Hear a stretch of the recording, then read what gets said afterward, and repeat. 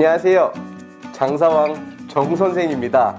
앞으로 꾸준하게 셰프의 선택이라는 주제로 건강한 음식 상식을 나눠볼 예정입니다. 왜 이런 생각을 했냐고요? 바로 건강 때문입니다. 먹는 음식만으로도 좋은 컨디션을 유지할 수 있기 때문이죠.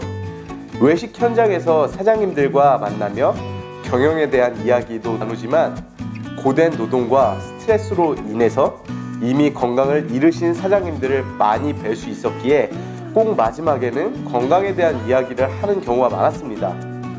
매장을 통해 수많은 돈을 벌어도 건강을 잃으면 모든 것이 끝나기 때문입니다. 사장님들과 나누고 실제로 좋은 효과를 본 제품을 소개해드릴 예정이며 셰프의 관점과 영양학적 관점에서 열심히 준비를 해볼 예정입니다. 자, 오늘 셰프의 선택 바로 물입니다. 물을 왜 제일 첫 번째로 말씀을 드릴까요? 물은 체중의 60%를 차지하기 때문입니다. 물은 산소와 영양소를 혈관을 통해 각 세포로 운반을 하고 몸 안에 독소를 희석하고 소변, 대변, 땀으로 노폐물을 배출하기에 몸속에 물이 깨끗하지 않으면 몸에는 바로 이상이 생기게 됩니다. 옛날을 생각해보면 수돗물을 많이 먹었죠. 노후된 배관을 씀에도 불구하고 건강에 대한 상식과 인식이 부족했기에 옛날에는 저 또한 수돗물을 참 많이 먹었습니다. 하지만 요즘 수돗물을 먹는 사람이 있다면 정말 이상한 눈으로 보죠. 옛날보다는 건강에 대한 인식이 높아졌기 때문입니다. 그럼 어떻게 물을 섭취해야 할까요? 네, 맞습니다. 바로 물을 사 먹는 것이죠. 하지만 페트를 사용하여 물을 섭취하는 것은 사실 좋지 않습니다. 그 이유는 페트병을 만드는 과정에서 아세트 알데하이드와 포말데하이드, 안티몬과 같은 환경 호르몬이 생기기 때문이죠. 여기에서 실온이 높아질 경우 환경 호르몬 검출량이 4배 이상 높아지게 되고 미세 플라스틱과 같은 여러 위험에 건강이 무방비로 노출될 수 있습니다.